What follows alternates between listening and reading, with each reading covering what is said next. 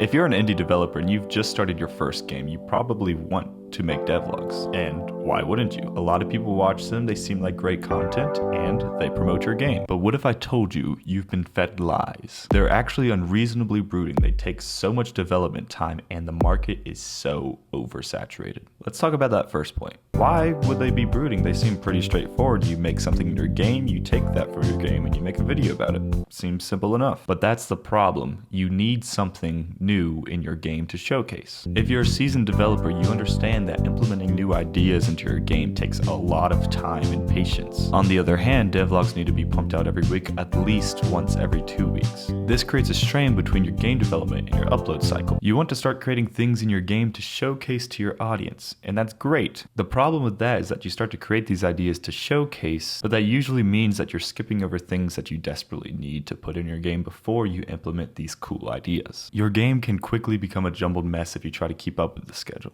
Now, what if you say, okay, maybe I won't do a weekly or bi-weekly upload. Instead, I would take my time with my game and then take my time with the devlogs. The problem with this way is that if you're uploading on YouTube, which you probably are, it is very demanding that you upload at least weekly or bi-weekly to be able to retain your audience. Otherwise, they seem to forget. And wanting to make the devlog a really good video is a great desire to have, but that leads you to spend so much more time in editing where you could have been using that time to make your game.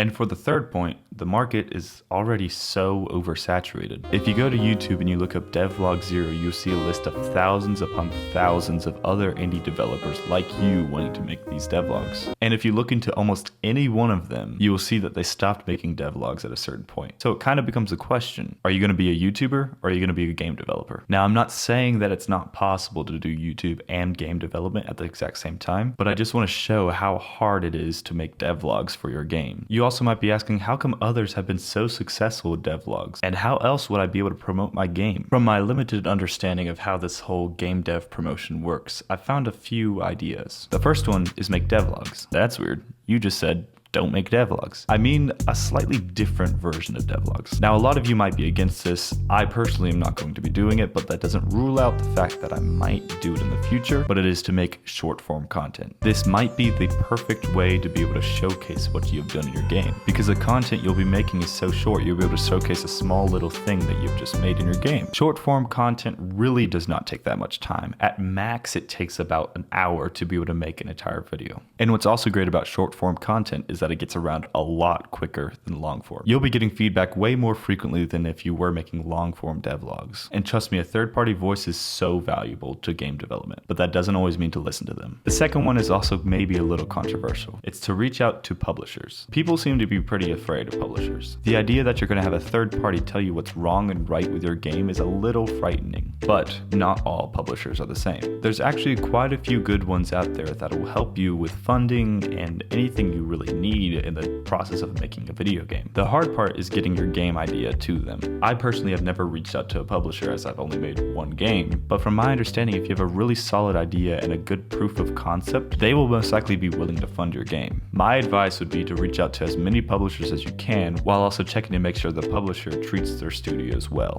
The final way to promote your game would be to make a final devlog. I know it has devlog in the name, but it's kind of hard to classify these as devlogs. They're more of a way to showcase the entire way you made your game all in one video, instead of logging it as you make it. I recently just made one, and as somebody who hasn't posted in 1,000 years, it's actually doing pretty good. If you can come up with a creative way to be able to showcase what your game is about on the thumbnail, it'll most likely work wonders. With that all said, that is exactly why I am not doing devlogs anymore. There was a reason I only ever had 2.5. But that happening to me is exactly why I wanted to start these videos. The mission of these videos is to help other developers out so they don't encounter the same mistakes I did. So I hoped I helped you out a little bit with this one. If you've experienced something and you'd like to help another developer out, leave it in the comments and I can talk about it in a future video. But until then, I will see you guys in the next one.